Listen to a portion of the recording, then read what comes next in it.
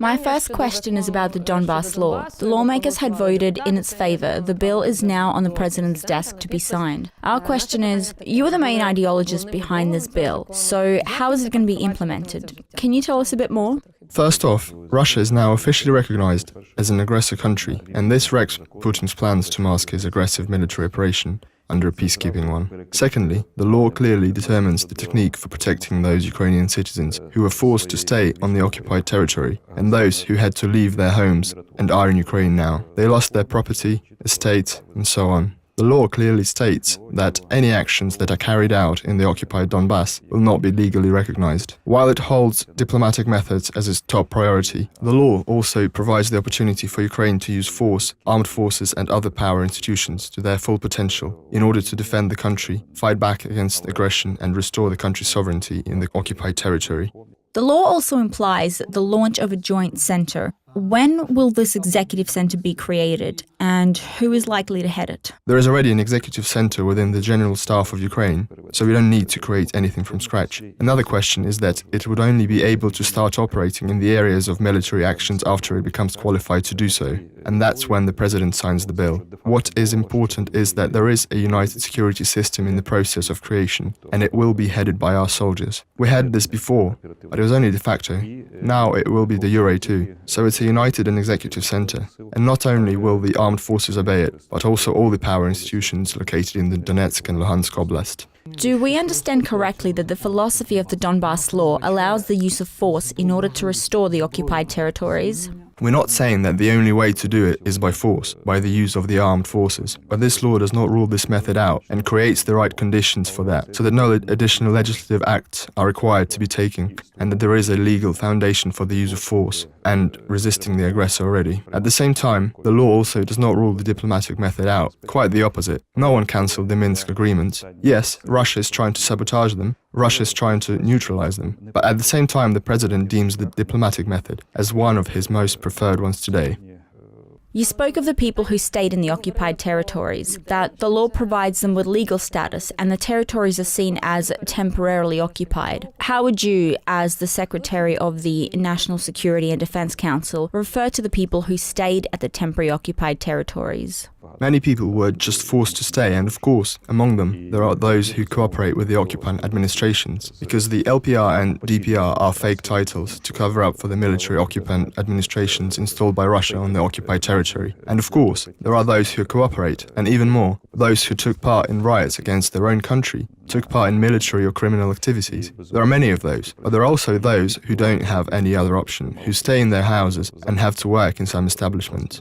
You previously said that 2016 was the year we haven't surrendered a single patch of Ukrainian land. If we go back to that, how would you describe the year 2017? Both 2016 and 2017 differ in the way that we haven't surrendered a single meter of land. Moreover, some of our units improved their positions by 10 or more kilometers. That's a fact. All the attempts at changing the configuration in favor of the occupant forces and changing the demarcation lines ended badly for Russia's terrorist troops. They failed at both, capturing more towns and moving forward in their position. But there is another problem, and it's a very serious one. We need to speak about this. Russia continues to build a strong military infrastructure across our border, and de facto they use corps that obey Russia's 8th Guards Army. They use these corps as their first echelon. The second echelon is located across their border with our country. There are strong reinstated military units, including the aviational infrastructure. Is there a way for Russia to attack Ukraine from the Crimean territory, or is this an unlikely prospect? They installed some really powerful military bases in the occupied Crimea, clearly not just for defense purposes. These include powerful offensive armaments, strategic aviation, missile systems, including those that can carry and operate with nuclear weapons. It posits serious danger, and such troop concentration does not look like it's solely for defense purposes. Last year, a whole array of measures to resist Russia's hybrid war actions came into force. We remember there was a ban on Russian social media and a change in the rules for crossing the border, as well as an expansion of the economic sanctions and many other things. Were there any results of these measures? How can one sense a result under hybrid war conditions? Friends, if those results didn't exist, we wouldn't have an independent European Ukraine. So the fact that it exists is a proof of our joint victory, and it's a proof that Putin can't meet the goals he set and wanted to meet in the beginning of 2014. There is no such thing as a free, independent and European Ukraine in Russia's format of imperial revanche. But do you not think that these methods resemble the methods of Putin's Russia? Which ones? When we speak of certain restrictions, bans, isn't it like fighting Russia using their own methods? You probably saw how serious the discussions were in the society when you banned social media websites like ВКонтакте, Одноклассники and other websites. When there is a hybrid war and no methods to resist it, the country becomes unprotected. And I, as an NSDC secretary, who initiated many sanctions, restrictions, including the ban on Russian social media and other information resources used not only as information tools, but also as aggressive cyber tools against our country, I think that it's our duty. How did Russia play the game? It turned the freedoms of both European and non-European countries, like the United States and others, into their weaknesses. When the West pushed for the importance of not putting any restrictions on the media and the information they provide, it turned some media into a weapon. We can see it with Crimea. First, there is Russian media, and then there are Russian tanks. Mr. Turchynov, since you raised this topic, do you agree that freedom can be restricted for the sake of security under the condition of a hybrid war?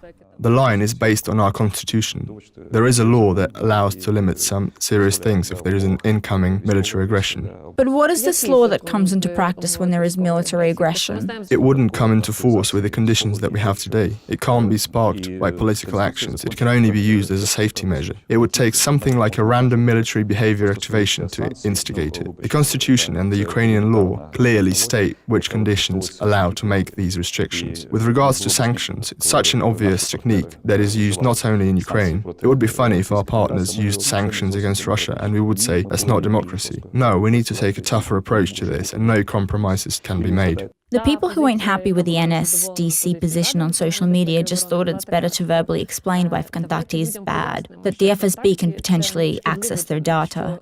They already access it. Yes, so let's not ban, let's just explain that it's better if they don't use it. But you went a different way. You know, the government does not control a single television channel. It doesn't have that many methods of conveying information to the public. And we hope that honest journalists like you provide objective information. Don't just criticize the government. Because sometimes it becomes uncool to speak well of the Ukrainian government, organizations. And when you're an honest person with principles, you need a bad twist. And then people would respect you and say, yes, that person means business. He's a professional and does his job well. So friends, help us explain things, convey information. Here we've been explaining this for a year, but some serious cyber attacks are still used like the one last year. My point is that last year we set up the National Coordination Center of Cyber Defense under the NSDC, and we did a lot. Moreover, Ukraine is now in top 10 in the European Information Community rankings of countries that effectively increased their skills in cyber defense. When I headed the parliament in 2014 and de facto had to govern the country, it was a catastrophe. Ukraine's defense industry was being systematically destroyed. First of all, it was just an addition to the Russian one. All of them worked as just an addition to the Russian defense industry, and this concerned missile systems first and foremost. Virtually all the orders came from Russia. Mr. Turchynov, coming back to the time when you were the head of the state, you put in maximum effort, but it looked like it just wasn't what you wanted to do.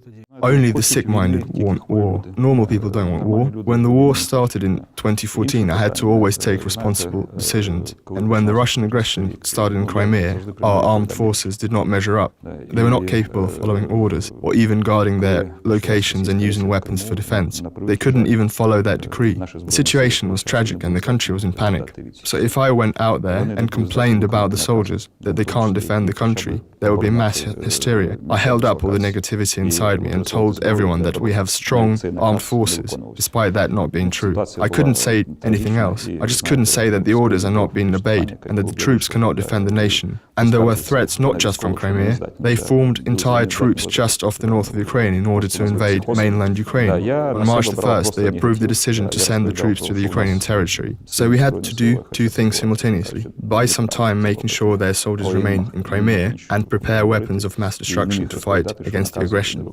We didn't have the means to defend Kiev, and under such conditions, we had to learn to balance, to restore our defense power, our military strength. We desperately needed time for that, and we had to buy that time, whatever it took. When the war had started in Donbass and our army wasn't ready to fight yet, we had to send our untrained volunteer battalions. Many boys, Ukrainian patriots, were killed. Their blood and their heroism was what stopped the army in the east. Today we can speak about our ability to defend the country, to fight the enemy, but it took us time and effort. But to send children to their death, you don't need to be a hero for that. You can just be a scum. How long do you think the Ukrainian army will need to restore the control over the occupied territories of Donbass if Russia won't interfere? Couple of weeks. What makes planning a military operation in the east so difficult is that you don't understand how many troops you will have to be dealing with, how many divisions Russia will send to Ukraine, corps, armies and so on. How long will we need to restore the control over the occupied territories without considering the Russian factor? How long do we need to wait? We've developed our army, we see some progress, so how long? A lot depends on our strategic partners. Unfortunately, there are many new politicians coming into European governments who say that it's Ukraine's problem, without realizing that Ukraine is Europe's outpost, and that the Ukrainians don't just defend Ukrainian independence, but Europe too. We stopped the progress of Russia's aggression towards the West. So it's quite an irresponsible attitude from them. We really needed their help back then, and I didn't receive a single cartridge. Today there are more talks about help, but it's mostly psychological help they offer, consultative, so everything that concerns the military technological cooperation. What about the javelins? The javelins are approaching us, but they haven't quite made it here yet. The Normandy Contact Group helps us with the laws that could potentially stop the conflict in a diplomatic way. Do global leaders think of Ukraine as a subject, or are we still just an object in their eyes? Unfortunately, it's a problem. Ukraine is treated as a problem. Like you see, we lose own profits because of Ukraine, because of the sanctions. Have you noticed how often the question of cancelling the Russian sanctions is raised now in various European countries? You see, they don't sense this. Their matters are more important to them than someone else's. There is no understanding that it's not just about Ukraine as a European state, but about a civilizational choice and the future of Europe. And what's our problem? We don't learn from history. History teaches us that it doesn't teach us anything. Unfortunately, that's how it is. For example, there were Munich agreements when Hitler received part of Czechia to calm him down. They didn't want to irritate the aggressor, and then they spilled their blood all over European land. So I find this formula, don't irritate the aggressor, deceptive and dangerous. Russia makes claims to its imperial rights, to its rights to other countries' territories. They even do it demonstratively now. And this doesn't just concern Ukraine. Where do we stand in this new paradigm? Where do you see Ukraine in this new world? And who would be our role model for this? Turkey? Israel?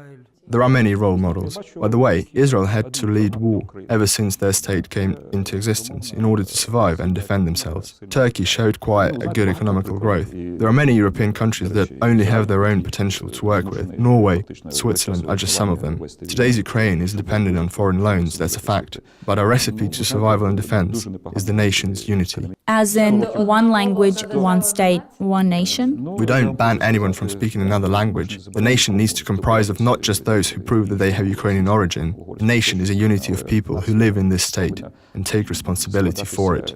Do you think that before the elections, the government needs to join forces into one big political union? And is it true that you already agreed to head a presidential campaign for one of the candidates, that of Petro Poroshenko to be precise?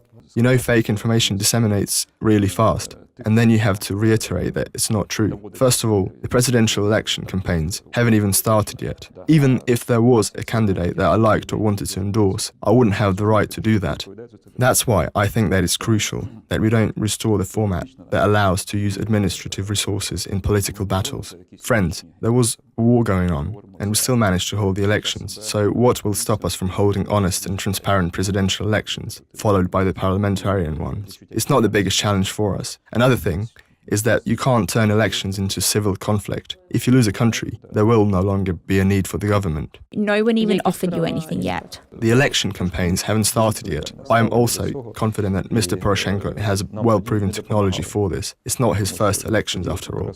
The people in the government cannot compete among themselves because then they wouldn't have the time to work on the reforms, economics, decentralization, but will only be dealing with arguments and problems. We saw this in the history of Ukraine many times. So the government needs to be one team of people, not only for the sake of achieving better political results, but first and foremost to achieve a real result in society and economics. Do I understand correctly that you're not planning to take part in any form in the 2019 presidential elections? I worked as a president and I didn't like it. No sleep, tremendous workload. Therefore, I am not planning to run for president or head any political party. You spoke of the government joining their forces. Will that also entail the People's Front political party joining the president's team in the upcoming elections? The coalition that we have today, and that has been operating for almost 3 years, had times when it had to act in secret, when it was on the verge of being broken up, but it works. So those who are ready to take the responsibility for the country, and I'm not just talking about the parliamentary fractions, they have to be united. Those people who don't just make promises, but who actually do things. United into one party, one political bloc?